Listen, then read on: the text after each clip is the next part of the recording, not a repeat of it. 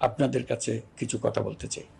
শরণার্থীকালের ভয়াবহ বন্যায় যারা মৃত্যুবরণ করেছেন, যারা অসুস্থ হয়ে পড়েছেন বা যারা সর্বস্ব হারিয়েছেন, যারা দুঃসহ জীবন যাপন করছেন, তাদের স্মরণে রেখে আজকের কথাগুলো বলছি। বন্যা দুর্গতদের জীবন দ্রুত স্বাভাবিক করার জন্য যাবতীয় উদ্যোগ সরকারি বেসরকারি পর্যায়ে নেবার আয়োজন করেছি। ভবিষ্যতে সকল ধরনের বন্যা প্রতিরোধে আমাদের আভ্যন্তরীণ এবং প্রতিবেশীদের সঙ্গে যাতে যৌথভাবে নেওয়া যায় সে আলোচনা শুরু করেছে। প্রিয় দেশবাসী, আপনারা জানেন বিপ্লবী ছাত্র জনতা জাতির এই ক্রান্তি লগ্নে আমাকে এক গুরু দায়িত্ব অর্পণ করেছে। তারা নতুন এক বাংলাদেশ গড়তে চায়। নতুন প্রজন্মের এই গভীর আকাঙ্ক্ষাকে বাস্তবে রূপ দেওয়ার সংগ্রামে আমি একজন সহযোদ্ধা হিসেবে তাদের সঙ্গে যোগ দিয়েছি। দেশের সকল বয়সের, সকল পেশার, সকল মতের, সকল ধর্মের সবাইকে বিনা দ্বিধায় এই সংগ্রামে যোগ দেওয়ার আহ্বান জানাচ্ছি। প্রিয় দেশবাসী, লক্ষ লক্ষ শহীদের রক্তের বিনিময়ে এবং লক্ষ লক্ষ মা বোনের আত্মদানের বিনিময়ে যে বাংলাদেশ আমরা পেয়েছিলাম তা ফেসিবাদ এবং স্বৈরাচারের হাতে ধ্বংস হয়ে গেছে। আপনারা দেখেছেন আমাদের প্রতিটি প্রতিষ্ঠানকে তারা কিভাবে শেষ করেছে। দেশের রন্ধ্রে রন্ধ্রে ঢুকে গেছে দুর্নীতি। এমন এক দেশে আমাদের দেশ রূপান্তরিত হয়েছে যেখানে স্বৈরাচারের পিয়নও দুর্নীতির মাধ্যমে 400 কোটি টাকার সম্পদ করার মতো অকল্পনীয় কাজ করে গেছে নির্বিবাদে। শিক্ষা খাতকে পঙ্গু করে দিয়েছে। ব্যাংকিং ও শেয়ার বাজার খাতে লুটপাট, প্রকল্প ব্যয়ে বিশ্ব রেকর্ড, অবাধ সম্পদ পাচার, আইন শৃঙ্খলা রক্ষাকারী সংস্থাকে নিজ দলের পুতুলে রূপান্তর, বাক স্বাধীনতা হরণ, মানবাধিকার হরণ, এসবই হিমশৈলের অগ্রভাগ মাত্র। ক্ষমতা কুক্ষিগত করতে ফ্যাসিবাদী সরকার খর্ব করেছে জনগণের সাংবিধানিক ক্ষমতা ও অধিকার। দুঃশাসন, দুর্নীতি, অন্যায়, অবিচার, নিপীড়ন, বিচারের নামে প্রহসনের মাধ্যমে জনসুরক্ষা বিপন্ন করেছে। জনগণকে নির্যাতন, বঞ্চনা ও বৈষম্যের মুখোমুখি দাঁড় করিয়ে দিয়েছে। নতুন প্রজন্মের মানুষ সহ কোটি কোটি মানুষের ভোটাধিকারকে বছরের পর বছর হরণ করেছে। মানুষের এগিয়ে যাওয়ার পথে সকল ধরনের প্রতিবন্ধকতা তৈরি করে স্বৈরাচার তার নিজের, পরিবারের ও দলের কিছু মানুষের হাতে দেশের মালিকানা তুলে দিয়েছে। প্রিয় দেশবাসী, কিন্তু এই দ্বার প্রান্তে দাঁড়িয়েই আমাদের গড়তে হবে স্বপ্নের বাংলাদেশ। বৈষম্যহীন, শোষণহীন, কল্যাণময় এবং মুক্ত বাতাসের রাষ্ট্রের যে স্বপ্ন নিয়ে ছাত্র জনতা আন্দোলনে ঝাঁপিয়ে পড়েছিল, আমি তাদের সেই স্বপ্ন পূরণে অঙ্গীকারবদ্ধ। আপনাদের সবাইকে এই শুভলগ্নে তাদের স্বপ্ন পূরণে সমস্ত শক্তি নিয়ে এগিয়ে আসার আহ্বান জানাচ্ছি। তাদের স্বপ্ন আমাদের স্বপ্ন। জাতীয় জীবনে তরুণরা একটা মহা সুযোগ সৃষ্টি করে দিয়েছে। আমরা সবাইকে সুযোগ ব্যবহার করার কাজে এগিয়ে আসতে আহ্বান জানাচ্ছি। গণরোষের মুখে ফ্যাসিবাদী সরকার প্রধান দেশ ত্যাগ করার পর আমরা এমন একটি দেশ গড়তে চাই যেখানে প্রতিটি নাগরিকের মানবাধিকার থাকবে পুরোপুরি সুরক্ষিত। আমাদের লক্ষ্য একটাই, উদার, গণতান্ত্রিক, বৈষম্যহীন, অসাম্প্রদায়িক বাংলাদেশ। আমরা এক পরিবার, আমাদের এক লক্ষ্য। কোনো ভেদাভেদ যেন আমাদের স্বপ্নকে ব্যাহত করতে না পারে, সেজন্য আমরা প্রতিজ্ঞাবদ্ধ। বর্তমান সরকারের দায়িত্ব গ্রহণের মাত্র 2 সপ্তাহ শেষ হল। কর্মযাত্রার প্রথম পর্যায়ে রাষ্ট্র সংস্কারের কাজে আপনাদের কাছ থেকে যে সমর্থন পাচ্ছি সেজন্য আন্তরিক ধন্যবাদ। আমরা অনুধাবন করছি যে আমাদের কাছে আপনাদের প্রত্যাশা অনেক। এই প্রত্যাশা পূরণে আমরা বদ্ধপরিকর। যদিও দীর্ঘদিনের গণতন্ত্রহীনতা, 15 বছরের ফ্যাসিবাদী শাসন ব্যবস্থা প্রায় প্রতিটি ক্ষেত্রেই আমাদের জন্য পর্বতসম চ্যালেঞ্জ রেখে গিয়েছে, কিন্তু এই চ্যালেঞ্জ গ্রহণে আমরা প্রস্তুত। আজ আমি সরকারের পক্ষ থেকে আপনাদের দোয়া ও সহযোগিতা কামনা করতে আপনাদের সামনে এসেছি। শুধু আমি বলবো, আপনাদের একটু ধৈর্য ধরতে হবে।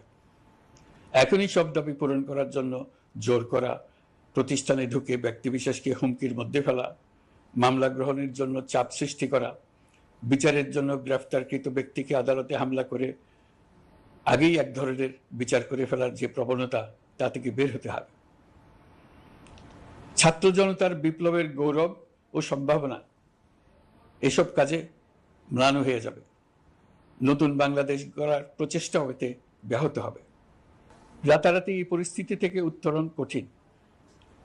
নড়বড়ে এক কাঠামো, আমি বরং বলবো জনস্বার্থের বিপরীতমুখী এক কাঠামোর উপর দাঁড়িয়ে আমাদেরকে দেশ পুনর্গঠনের কাজে হাত দিতে হয়েছে।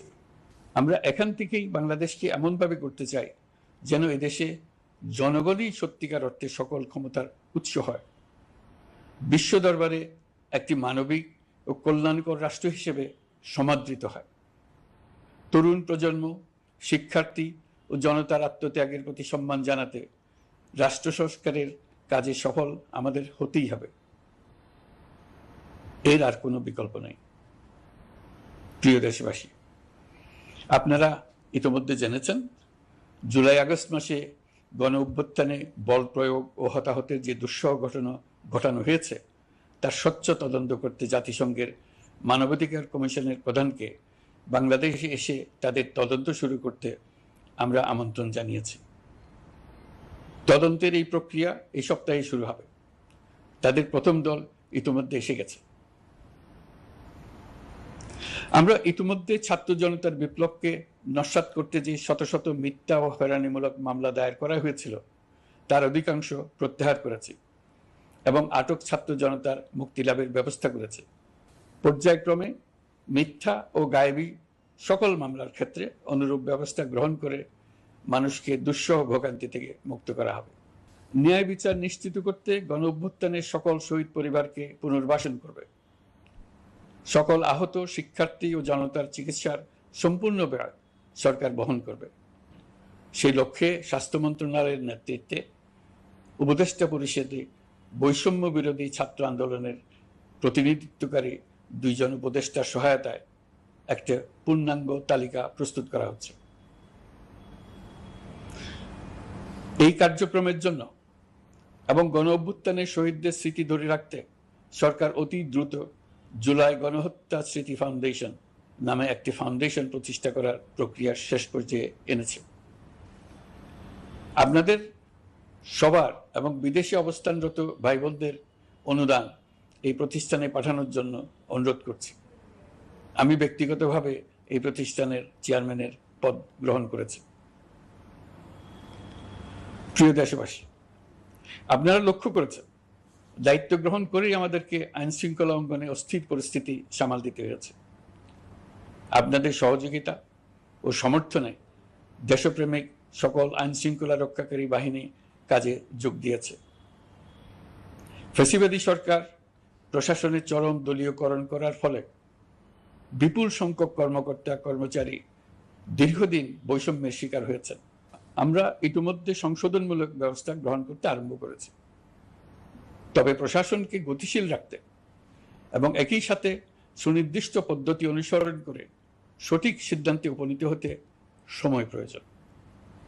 সেজন্য সকলকে ধৈর্য ধরার অনুরোধ করছি।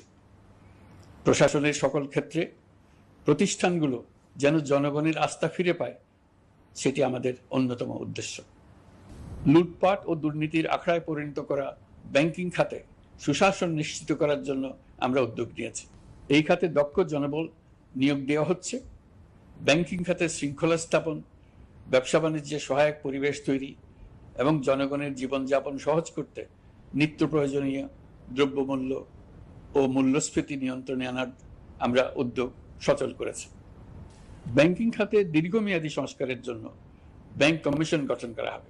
আর্থিক খাতে সার্বিক পরিস্থিতি ও সংস্কার বিষয়ে একটি রূপকল্প তৈরি করা হবে, যা দ্রুত জনসমক্ষে প্রকাশ করা হবে।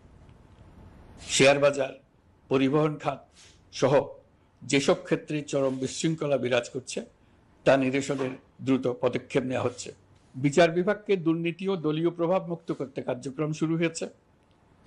একটি সুনির্দিষ্ট প্রক্রিয়ার মধ্য দিয়ে বিচার বিভাগের স্বাধীনতা ও জবাবদিহিতা নিশ্চিত করার উদ্যোগ নেওয়া হয়েছে। ফ্যাসিবাদী সরকারের বিচার বহির্ভূত হত্যাকাণ্ড, গুম, খুন, অপহরণ এবং আয়নাঘরের মতো চরম ঘৃণ্য সকল অপকর্মের ন্যায় বিচার নিশ্চিত করা হবে। এসব অপকর্মের সঙ্গে জড়িত সকলের বিচার নিশ্চিত করা হবে।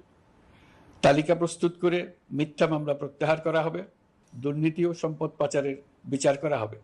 আইন শৃঙ্খলার ক্ষেত্রে জনমুখী ও দলীয় প্রভাবমুক্ত জবাবদিহিমূলক কাঠামো সৃষ্টির লক্ষ্যে পুলিশ কমিশন গঠন করা হবে। জাতিসংঘের তদন্ত প্রতিবেদন, দায়িত্বপ্রাপ্ত সকল সংস্থা ও জনগণের সাথে মত বিনিময়ের মাধ্যমে কমিশনের নেতৃত্বে প্রয়োজনীয় সংস্কার করা হবে। বাংলাদেশকে আর কোনোদিন কেউ যেন কোনো পুলিশি রাষ্ট্রে পরিণত করতে না পারে তার ব্যবস্থা করা হবে। তথ্যের অবাধ প্রবাহ ও গণমাধ্যমের স্বাধীনতা নিশ্চিত করা হবে। ফ্যাসিবাদী সরকার গণমাধ্যমের উপরও দলীয়করণ ও নির্যাতনের বোঝা চাপিয়েছিল। জনগণের তথ্যের অধিকার নিশ্চিত করতে আমরা প্রতিশ্রুতিবদ্ধ। তথ্যের প্রবাহে বিদ্যমান আইনি ও অন্যান্য বাধা অপসারণ করা হবে।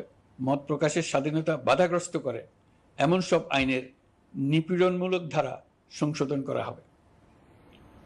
ইতিমধ্যে এই ধরনের আইনগুলো চিহ্নিত করে এই প্রক্রিয়া শুরু করা হয়েছে।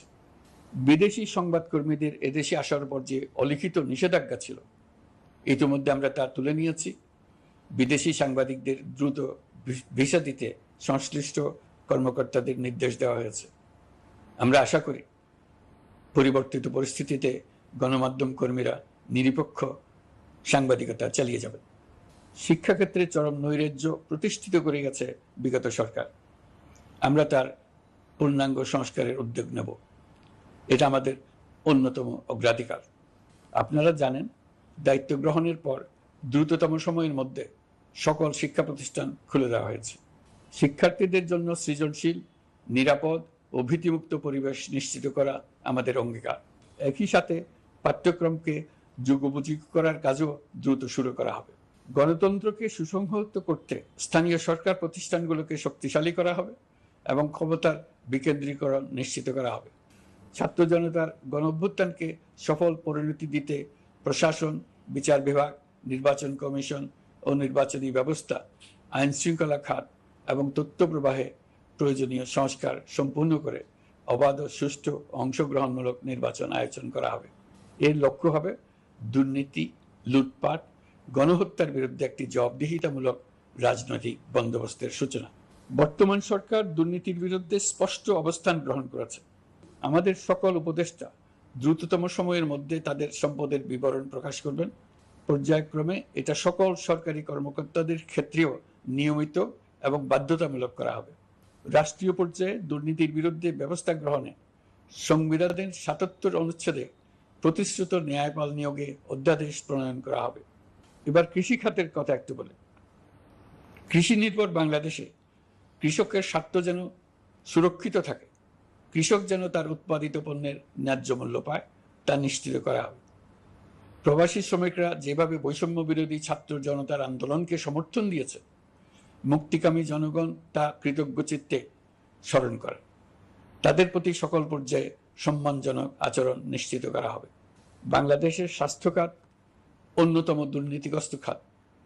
জনগণের জন্য পর্যাপ্ত স্বাস্থ্যসেবা নিশ্চিত করার লক্ষ্যে স্বাস্থ্য খাতে প্রয়োজনীয় সংস্কার করা হবে। এই খাতে সংশ্লিষ্ট সকলকে জবাবদিহিতার আওতায় আনা হবে।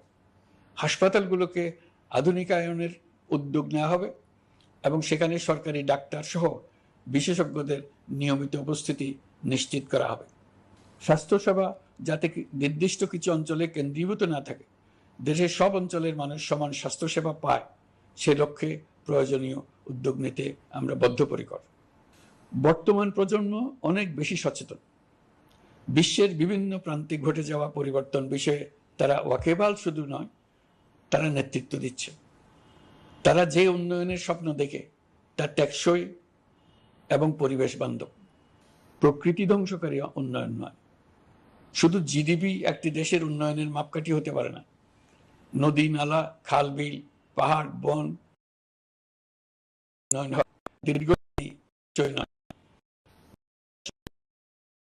পরিবেশবাদীদের সাথে আমাদের সরকারের অবস্থান সামঞ্জস্যপূর্ণ। জলবায়ু পরিবর্তন রোধ করতে এবং আগামী প্রজন্মের জন্য সুস্থ একটা পৃথিবী রেখে যেতে কার্বন নিঃসরণ শূন্যের কোটায় নামিয়ে আনার বিকল্প নেই।